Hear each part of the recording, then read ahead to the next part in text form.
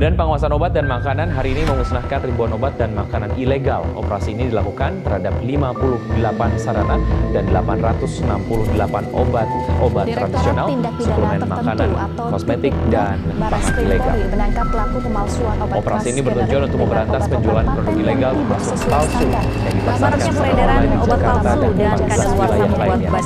Aceh, Medan, Pekanbaru, dan Palembang. Pada operasi Pangean tahun 2013, BPOM mencatat adanya kecenderungan peningkatan jumlah temuan produk obat dan makanan ilegal dari 51 jenis yang meningkat lagi menjadi 720 jenis di tahun 2013. Dibanding dengan operasi Pangean sebelumnya, maka pada operasi Pangean ke-7 tahun ini mengalami peningkatan baik jumlah situs, identifikasi maupun luas wilayah operasi.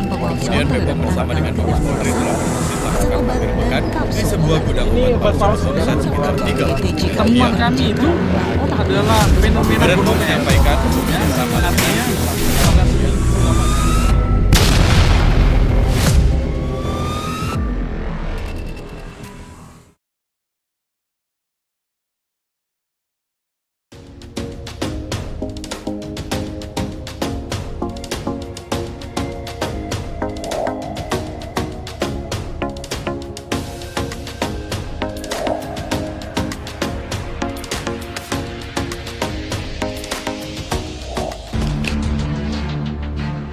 Produk kesehatan dan produk kecantikan merupakan produk yang digunakan oleh masyarakat secara luas.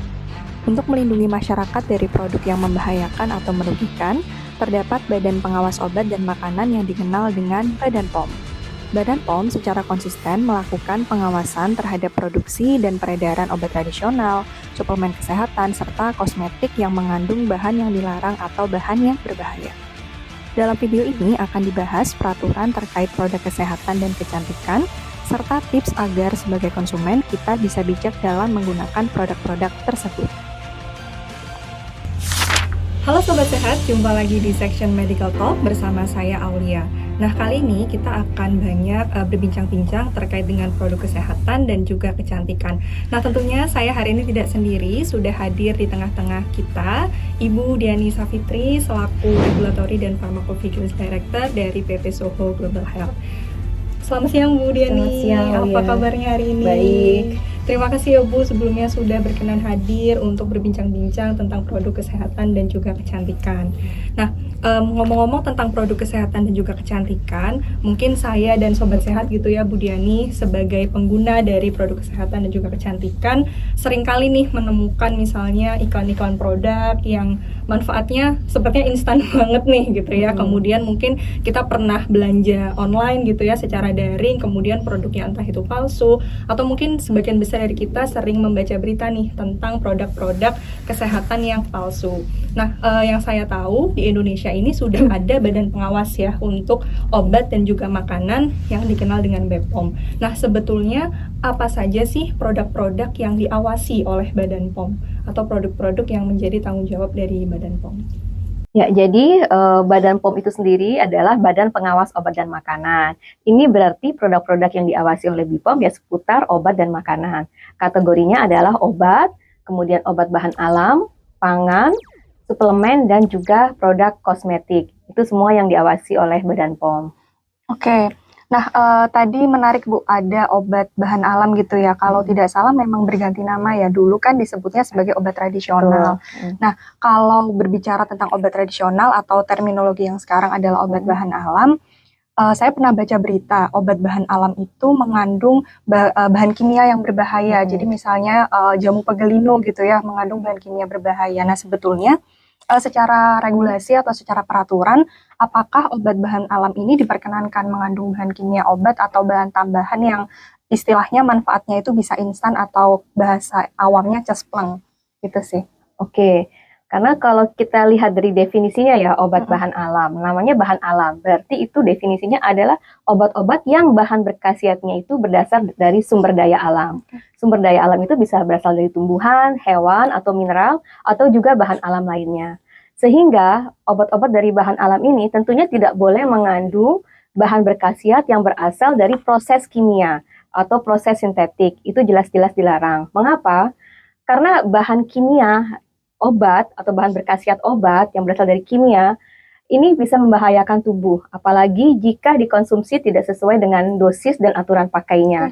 Tentunya bisa mengakibatkan efek samping. Efek samping itu bisa beragam, dari yang ringan sampai yang berat. Yang berat bisa menimbulkan kematian. Nah, maka dari itu, obat bahan alam ini tidak boleh mengandung bahan kimia yang kita kenal dengan nama bahan kimia obat. Seperti itu ya. Oke, jadi lebih ke arah efek samping gitu ya Bu Diani. Kalau misal kita mengkonsumsi obat herbal, kemudian ada tambahan kimiawi tadi, maka bisa menimbulkan efek samping baik jangka pendek maupun jangka panjang, tentunya yang membahayakan kesehatan. Oke, nah selanjutnya kita berbicara tentang tadi kita sempat mention terkait dengan suplemen gitu ya. Mungkin di sini saya dan juga sobat sehat di rumah merupakan pengguna ya dari suplemen. Kalau tadi obat mungkin sifatnya adalah untuk kuratif atau pengobatan. Suplemen ini kan sebenarnya untuk suplementasi vitamin harian, kemudian preventif atau mungkin pencegahan. Nah, kalau dari regulasi suplemen sendiri ini sebetulnya seperti apa? Suplemen, kalau produk suplemen itu, kalau kita lihat dulu ya dari definisi yang diatur oleh Badan POM. Jadi produk suplemen itu adalah produk-produk yang dimaksudkan untuk memenuhi kebutuhan gizi, ya, dia bisa untuk memelihara, meningkatkan, atau memperbaiki fungsi kesehatan tubuh kita. Nah, suplemen ini dia juga mempunyai efek fisiologis, ya, dalam artian dia bisa digunakan untuk memelihara atau meningkatkan kesehatan. Kandungan sendiri dari suplemen adalah mengandung vitamin atau boleh mengandung mineral, asam amino, atau bahan-bahan lain yang berasal dari tanaman. Jadi boleh dikombinasi antara vitamin, mineral, herbal, itu boleh dikombinasi sebagai produk suplemen. Berarti sifat suplementasi atau suplemen ini hanya sebagai tambahan ya Bu Diani, bukan sebagai terapi utama, atau maksudnya bisa diminum bersamaan dengan obat atau seperti apa? Jika diminum bersamaan dengan obat bisa saja, ya, asalkan produk suplemen ini digunakan juga sesuai dengan aturan pakai. Ya, karena kalau kita beli produk suplemen di pasaran, itu kan ada kemasannya dan ada aturan pakainya. Kalau dipakai sesuai aturan pakai, maka bisa dijamin itu aman. Oke, sip. Nah, berbicara tentang suplemen tadi ya, dan mungkin seiring berkembangnya teknologi, digitalisasi, pasti juga saya, Sobat Sehat, dan mungkin teman-teman di Soho, pengguna sosial media gitu ya, kalau sering saya baca ya di kolom komentar gitu, ada suplemen misalnya mengurangi mata minus, kemudian mengurangi berat badan 10 kilo dalam 3 hari. Nah, sebetulnya apakah secara peraturan klaim atau indikasi atau manfaat yang seperti ini tuh diperbolehkan? Karena kan kita sebagai pembeli pasti ingin beli ya kalau manfaatnya cepat atau instan seperti itu.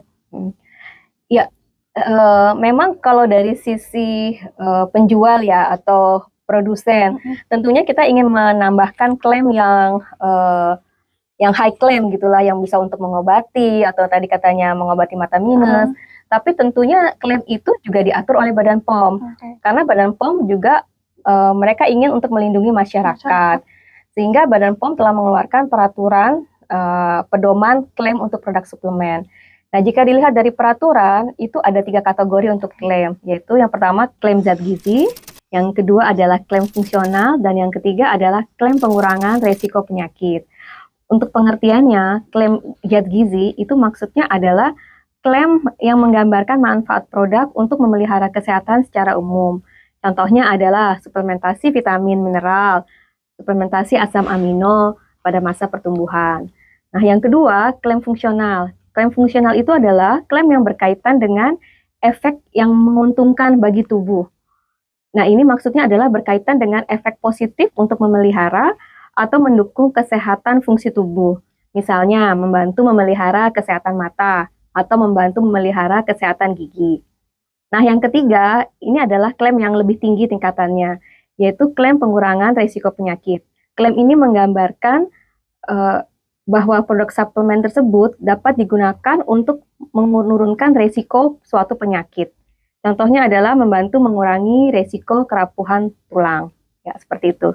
Oke, jadi menarik sekali ya Bu Diani. Berarti untuk dari segi klaim atau indikasinya pun dari BPOM ada yang mengatur gitu ya istilahnya untuk menjaga supaya produk ini tidak disalahgunakan dan tentunya menjaga supaya kebermanfaatnya untuk masyarakat ini menjadi lebih optimal gitu ya. Berarti kalau kita berbicara tentang suplemen, yang paling tepat itu berarti kita lihat pada kemasan gitu ya, fungsinya apa. Kan kalau dilihat di iklan-iklan itu sering bluffing ya, atau lebih gitu dari segi manfaat atau khasiatnya. Berarti yang untuk masyarakat sendiri, kalau dari segi penggunaan suplemen yang lebih tepat berarti kita mengacu pada yang tercantum di dalam kemasan atau seperti apa? Ya, betul. Lebih baik jika kita ingin membeli produk suplemen, kita harus membaca klaimnya dari kemasan yang beredar. Dalam artian kemasan tersebut itu telah dievaluasi oleh Badan POM, sehingga kita pastikan bahwa produk yang beredar itu telah memenuhi juga persyaratan mutu, persyaratan keamanan, dan persyaratan khasiat. Oke. Nah ini menarik sekali ya Sobat Sehat, bahwa dalam penggunaan suplemen kita tidak asal membaca yang mungkin ada di sosial media gitu ya. Tentu kita harus bijak dalam menggunakan suplemen, bisa kita lihat dari kemasan gitu, jangan gampang kemakan iklan gitu ya, lebih tepatnya. Oke, nah tadi kalau sudah berbincang tentang obat, kemudian kita sudah menyinggung obat bahan alam dan juga tentang suplemen. Nah selanjutnya mungkin ini bahasan yang disukai cewek-cewek nih Bu Diani gitu ya, tentang kosmetika. Nah kalau saya sendiri melihatnya sekarang kosmetik atau make up dan juga skincare ini menjadi salah satu yang meningkat gitu ya penggunaan maupun produsen-produsen dari kosmetika dan juga skincare. Nah sebetulnya apakah definisi dari kosmetik itu seperti apa, dan menurut BPOM sendiri apakah kosmetik itu bisa digunakan untuk misalnya menyembuhkan gitu ya, misal saya pernah ke apotek gitu untuk membeli obat total jerawat atau salep jerawat. Nah itu seperti apa dan sejauh apa regulasi terkait kosmetika? Oke, jadi kalau kita ngomong tentang kosmetik ya, kalau dari sisi definisinya, kosmetik itu adalah sediaan yang dimaksudkan untuk digunakan pada bagian luar dari tubuh. Ya, jadi penggunaannya itu seperti di epidermis, di rambut, kuku, bibir, atau organ genital. Pokoknya intinya di bagian luar dari tubuh. Nah, kalau kegunaannya sendiri, kosmetik itu dimaksudkan untuk membersihkan, atau dia bisa untuk mengubah penampilan. Jadi lebih cantik dong kalau habis pakai kosmetik. Dia juga bisa untuk mewangikan tubuh kita, atau memperbaiki atau melindungi tubuh. Ya, sehingga penampilan kita menjadi lebih baik dengan menggunakan kosmetik tersebut. Oke, nah kalau dari segi kosmetik itu ya mungkin yang banyak digunakan ini lebih ke make up gitu ya Bu Dian, yang tadi kan untuk mempercantik. Nah kalau sering kali gitu di sosial media dan juga mungkin di marketplace ada krim-krim gitu ya pencerah yang mungkin banyak ditemukan BPOM mengandung merkuri. Nah sebetulnya bahan-bahan seperti ini itu apakah diperbolehkan, atau mungkin secara regulasinya ada bahan-bahan yang sebetulnya tidak boleh ditambahkan ke dalam kosmetik yang tentunya membahayakan? Ya, jadi dari BPOM sendiri, BPOM telah mengatur bahan-bahan apa saja yang boleh menjadi bahan kosmetik dan bahan-bahan apa saja yang tidak diperbolehkan. BPOM itu mempunyai daftar negatif list gitu istilahnya untuk bahan-bahan yang tidak diperbolehkan. Nah, bahan-bahan yang tidak diperbolehkan itu contohnya misalnya tadi hidrokinon atau merkuri, asam retinoat, atau juga pewarna-pewarna. Pewarna-pewarna itu juga ada beberapa yang tidak diperbolehkan, seperti contohnya rodamin B atau pewarna merah yang memang masuk ke negatif list. Seperti itu sih. Jadi memang kita harus benar-benar perhatikan bahan-bahan dari kosmetik tersebut. Namun jika bahan atau produk kosmetik itu telah mempunyai nomor BPOM, ya maka sudah dipastikan bahwa kosmetik tersebut itu telah memenuhi persyaratan keamanan, mutu, dan khasiatnya. Seperti itu. Kalau di marketplace ya Bu Diani itu kan biasanya ada ya produsen yang menjual share in jar. Jadi misalnya kemasan aslinya 100 ml, kemudian karena harganya mahal dia share in jar supaya lebih murah. Nah sebetulnya berarti seperti itu perlu dikhawatirkan atau seperti apa Bu Diani? Karena kan biasanya tergiur nih karena share in jar itu istilahnya bisa coba lebih dulu murah, kemudian lebih murah. Iya.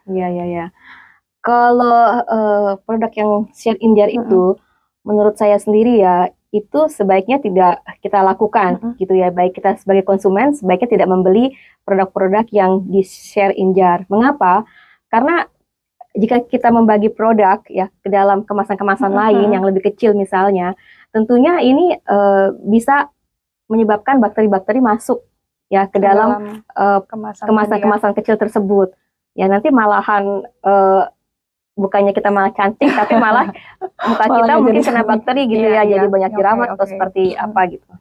Wah, menarik sekali pembahasan terkait tentang kosmetik. Tentunya Sobat Sehat pengguna kosmetik gitu ya, bisa menggunakan kosmetik dengan bijak dari apa yang sudah disampaikan oleh Bu Diani. Nah, Bu Diani selanjutnya mungkin tadi sudah kecantikan, sudah kesehatan. Nah, selanjutnya kita mau berbincang tentang yang kita makan sehari-hari gitu ya, atau pangan. Nah, kalau dari segi pangan sendiri ini seperti apa? Karena setahu saya BPOM itu sering melakukan sidak gitu ya ke makanan-makanan, misalnya ada bakso yang mengandung boraks dan sebagainya. Kalau pangan sendiri dari BPOM peraturan atau regulasinya seperti apa? Ya, jadi kalau dari BPOM, produk pangan yang harus didaftarkan ke BPOM adalah produk-produk yang memiliki masa simpan yang cukup lama. Nah, dari definisinya, pangan olahan itu dibagi menjadi dua sebenarnya, pangan umum dan pangan untuk keperluan gizi khusus atau kita sebutnya PKGK. Pangan olahan umum itu definisinya adalah makanan atau minuman yang kita proses dengan metode tertentu, di mana dalam prosesnya itu bisa menggunakan bahan tambahan atau bisa juga tanpa bahan tambahan. Kemudian pangan olahan untuk keperluan gizi khusus itu adalah pangan yang diformulasikan secara khusus untuk memenuhi kebutuhan nilai gizi tertentu. Misalnya kita dalam kondisi sakit, tentunya kita memerlukan tambahan nilai gizi. Nah, itu kita memakai produk PKGK. Produk PKGK sendiri itu dibagi menjadi dua, yaitu pangan diet khusus dan pangan olahan untuk keperluan medis khusus. Kalau tentang PKGK ya Bu Diani menarik sekali, berarti ini untuk keperluan medis khusus. Apakah harus diresepkan oleh tenaga kesehatan atau masyarakat ini bisa membeli secara bebas? Ya, jadi untuk PKGK yang tadi saya jelaskan terbagi dua ya, PDK atau pangan diet khusus. Untuk pangan diet khusus ini itu bebas dibeli, ya. Kemudian untuk PKGK yang masuk kategori pangan olahan untuk keperluan medis khusus itu sesuai peraturan terbaru harus dibeli dengan resep dokter. Jadi pada kemasannya sendiri pun itu tercantum tulisan harus dengan resep dokter. Ya, karena ini untuk keperluan medis khusus, maka tidak boleh dibeli sembarangan tanpa resep. Oke, terima kasih untuk jawabannya Bu Diani. Tadi kilas balik juga ya dengan yang kalau pangan itu yang harus didaftarkan BPOM adalah yang masa simpannya lama. Berarti ada pangan yang tidak perlu didaftarkan ke BPOM. Kira-kira yang seperti apa nih yang tidak perlu didaftarkan oleh BPOM?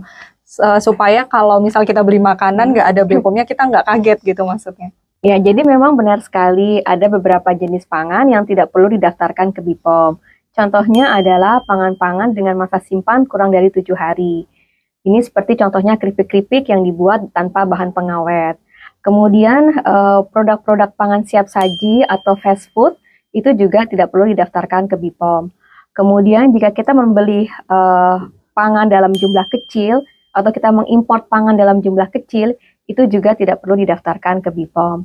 Kemudian juga misalnya pangan itu dijual dan dikemas langsung di hadapan pembeli, seperti kita misalnya membeli pisang goreng nih di pinggir jalan, itu kan dijual dan dikemas langsung di hadapan pembeli. Nah, itu juga tidak perlu didaftarkan ke BPOM. Ya, kira-kira seperti itu untuk beberapa jenis pangan yang tidak perlu didaftarkan ke BPOM. Oke. Menarik sekali pembahasannya. Berarti termasuk misalnya kita pergi keluar kota, kemudian misalnya beli oleh-olehnya bakpia gitu ya, masa simpan kurang dari 7 hari, berarti tidak perlu didaftarkan BPOM ya, Bu Diani? Betul. Oke, nah berarti itu ya Sobat Sehat, kalau misalkan kita beli makanan atau pangan dan tidak ada BPOM-nya, berarti tidak perlu khawatir, karena memang tidak semua produk pangan harus didaftarkan ke BPOM. Oke, nah selanjutnya pembahasan mengenai alat kesehatan, Bu Diani. Jadi cerita sedikit, saya pernah mengunjungi satu klinik kecantikan, kemudian di situ message atau kampanyenya adalah alat kesehatannya yang dipakai itu sudah terdaftar. Nah, untuk pendaftaran alat kesehatan ini juga seperti apa? Karena yang saya tahu juga beberapa alat kesehatan, misalnya semprotan hidung, itu kan juga termasuk dari alat kesehatan yang kita gunakan gitu ya untuk produk kesehatan. Seperti Alkes ini, regulatorinya atau pengawasannya seperti apa? Ya, jadi untuk alat kesehatan atau kita singkat Alkes ya, sebenarnya produk ini juga harus didaftarkan. Namun berbeda dengan produk obat atau produk suplemen di mana pendaftarannya di Badan POM. Untuk produk alat kesehatan ini pendaftarannya adalah di Kementerian Kesehatan.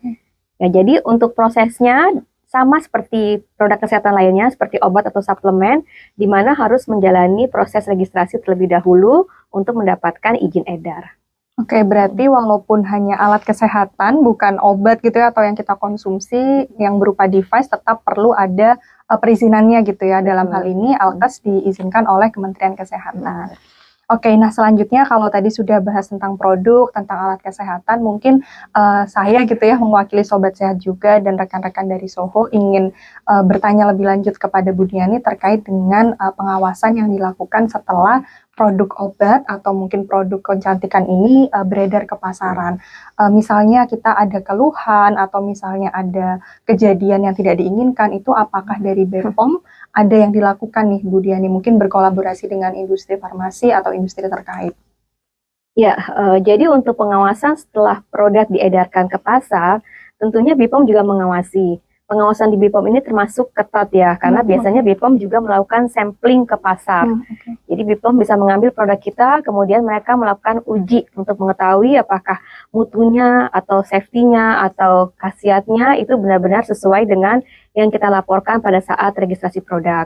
Kemudian di BPOM juga mempunyai sistem pharmacovigilance.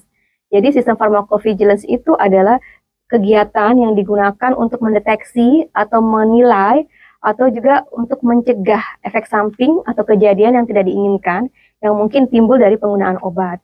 Jadi dalam proses pharmacovigilance tersebut, kami dari pihak industri harus melakukan pelaporan rutin. Ya, jadi mengenai apakah ada kejadian tidak diinginkan yang kita terima dari pasar, seperti itu harus dilaporkan ke Badan POM. Oke, berarti kalau ada keluhan ya, baik itu mungkin kualitas produk atau tadi kejadian yang tidak diinginkan dari masyarakat ini sebetulnya bisa melaporkan kepada industri terkait gitu ya Bu Diani ya? Betul, nanti industri terkait akan membuat laporan dalam bentuk form dan kita akan melaporkan ke Badan POM. Oke, siap. Jadi ternyata menarik sekali ya Sobat Sehat, mulai dari pengawasan hingga setelah produk tersebut diedarkan, BPOM ini memang betul-betul bertanggung jawab untuk melakukan pengawasan supaya produk yang diedarkan ke pasaran ini tentunya tidak membahayakan konsumen. Oke, nah mungkin kita sudah sampai Bu Diani di penghujung dari bincang-bincang kita. Yang terakhir yang mau saya tanyakan gitu ya, mungkin Bu Diani bisa memberikan tips atau mungkin arahan untuk masyarakat dan Sobat Sehat yang sedang menonton, bagaimana sih caranya supaya kita bisa terhindar dari produk kesehatan dan juga kecantikan yang berbahaya bagi kesehatan kita. Oke, tips-tips ya? Iya, tips. Oke, jadi kalau dari saya, tips-tipsnya itu agar kita terhindar dari produk yang berbahaya, tentunya kita harus membeli produk di tempat yang terpercaya. Ya, baik itu kita beli secara luring atau daring, ya tentunya harus di tempat yang terpercaya. Kita bisa memilih official store. Ya, kemudian kalau kita mendapatkan resep dari dokter, tentunya kita harus menebusnya di apotik terdekat. Ya, kemudian yang kedua, untuk produk-produk obat atau suplemen, jangan tergiur dengan harga yang murah. Ya, karena kan suka ada yang menawarkan murah. Nah, itu itu produknya bagus ya. Kemudian jika kita melihat produk yang klaimnya berlebihan, itu juga harus dicurigai. Ya, karena kalau yang tadi telah saya jelaskan, BPOM telah mengatur klaim-klaim untuk produk-produk obat atau produk suplemen. Ya, tentunya itu harus sesuai dengan pedoman klaim dari Badan POM. Jadi kalau ada produk-produk yang klaimnya berlebihan, itu patut dicurigai. Kemudian kita harus memeriksa kemasan produk obat atau suplemen atau kosmetik, ya periksa dengan seksama. Kemudian kita juga harus melihat apakah produk tersebut memiliki izin Badan POM. Ya, karena jika ada izin dari Badan POM, itu dipastikan produknya sudah pernah didaftarkan. Kemudian juga kita bisa memeriksa dari 2D barcode. Sekarang ini BPOM telah mewajibkan industri untuk mencetak 2D barcode pada kemasan.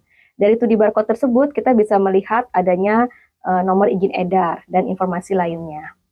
Kemudian tentunya apabila kita ragu nih terhadap produk tersebut, kita bisa pastikan kok kita bisa menghubungi Badan POM melalui Badan POM Mobile, atau bisa juga nanti kita masuk ke webnya Badan POM, atau kita bisa menghubungi BPOM melalui Halo BPOM. Teman-teman bisa melihat di websitenya Badan POM. Untuk mengetahui legalitas produk kesehatan dan kecantikan yang kamu gunakan, kamu bisa download aplikasi Badan POM Mobile di gadget. Kemudian siapkan kemasan produk yang akan dipindai atau di-scan. Lihat secondary barcode yang ada pada kemasan produk.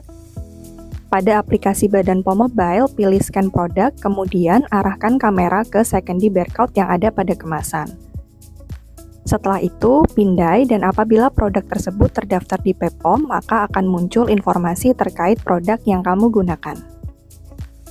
Apabila secondary barcode tidak dapat berfungsi, kamu bisa memasukkan secara manual nomor registrasi yang tertera pada kemasan pada badan POM Mobile. Ya, kemudian apalagi ya? Ya mungkin setelah kita buka nih, kita udah beli produknya nih, kita kan buka pasti. Tentunya kita harus pastikan bahwa keadaan fisiknya bagus. Jika kita lihat produk kita sudah terbuka kemasan primernya, atau misalnya ada bau dari produk tersebut, tentunya ini harus dicurigai, sebaiknya tidak kita gunakan. Ya. Kemudian juga bila ada status penjualan yang mencurigakan, ya ini tentunya kita harus curiga juga, jangan-jangan ini produk palsu. Dan kita bisa melaporkannya ke Badan POM. Ya, seperti itu sih mungkin tips-tips dari saya ya, Aulia. Tipsnya sangat banyak dan tentunya sangat bermanfaat ya Sobat Sehat untuk kita yang menjadi pembeli atau user dari produk kesehatan dan juga kecantikan. Oke, kita sudah sampai di akhir dari perbincangan kita bersama Ibu Diani. Terima kasih banyak Bu Diani atas sharing-sharingnya. Nah, tentunya Sobat Sehat ini bisa menjadi manfaat yang luar biasa ya untuk kita sebagai pengguna dari produk kesehatan maupun kecantikan yang tentunya harus bijak nih dalam menggunakan produk-produk kesehatan dan juga kecantikan. Jangan lupa like, comment, subscribe, and share video ini ke teman-teman kalian dan saksikan Medical Talk berikutnya. Sampai jumpa, salam sehat!